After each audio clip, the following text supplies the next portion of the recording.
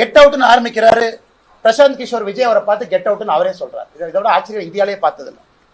Get out ஆரம்பிச்சு ஒரு நிமிஷத்துல அருமை அண்ணன் பிரசாந்த் கிஷோர் அவர்கள் பக்கத்துல இருக்கிறாங்க. எல்லாம் கெட் அவுட்னு கையெழுத்து போடுங்க. உன்னை ஆதவ அர்ஜுன் ஒரு கையெழுத்து போடுறாரு, அண்ணன் புஷி ஆனந்த் அவர் கையெழுத்து போடுறாரு. உன்னை பிரசாந்த் கிஷோர் அவர் நான் கெட் அவுட்னு சொல்லிட்டு கையெழுத்து போடாம எஸ்கேப் ஆகி போயிட்டார்.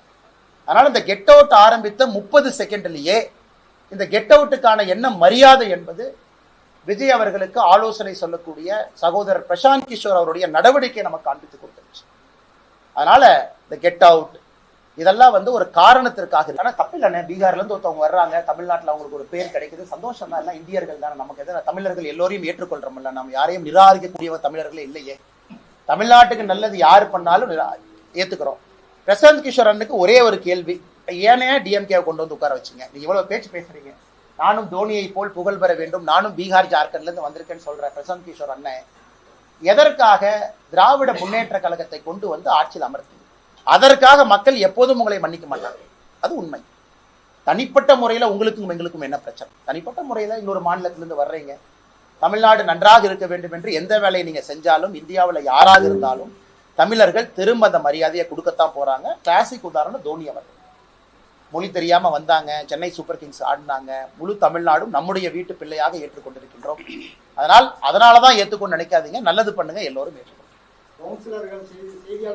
வன்மையா கண்டிக்கிறேங்கன்னா, குமுதம் உடைய நிருபர் அந்த புகைப்படத்தை பார்த்தேன். அதனாலதான் நாம செக்யூரிட்டியே கொடுத்தோங்க. நீங்க லாஸ்ட் டைம் கேட்டீங்க எதுக்கு சென்ட்ரல் செக்யூரிட்டி கொடுத்தீங்க, அந்த பஞ்சாயத்து வரக்கூடாதுன்னு. அதனால தயவு செய்து சென்ட்ரல் கவர்மெண்ட் செக்யூரிட்டி சிஆர்பிஎஃப் பயன்படுத்துங்க. ஹைலி ட்ரெயின்டு, ரொம்ப நாசூக்கா நாகரிகமா நடந்துக்குவாங்க. அவங்கள விவிஐபி பெட்டாலியன்ல இருந்து வர்றாங்க.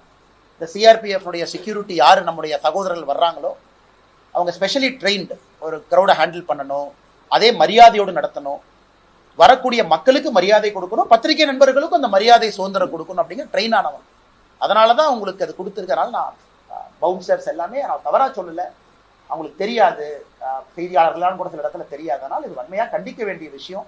அதனால தயவு செஞ்சு கவனம் கொடுங்க. ஏன்னா நீங்க பத்திரிகைங்கிறீங்க, பத்திரிகை வரணுங்கிறீங்க, முதலா வரணுங்கிறீங்க. பாரதிய ஜனதா கட்சியும் முதல் நிகழ்ச்சி பத்திரிகையாளர் சந்திப்பு நடத்தி தான் பிள்ளையார் சொல்லி போட்டு தான் கட்சி அலுவலகத்தையே நம்ம திறந்து வைக்கிறோம். அந்த அளவுக்கு பத்திரிகையாளர் மீது நம் நம்பிக்கை கொடுக்கும் பொழுது, மரியாதை கொடுக்கும் பொழுது நம்முடைய நடத்தையும் அப்படி இருக்க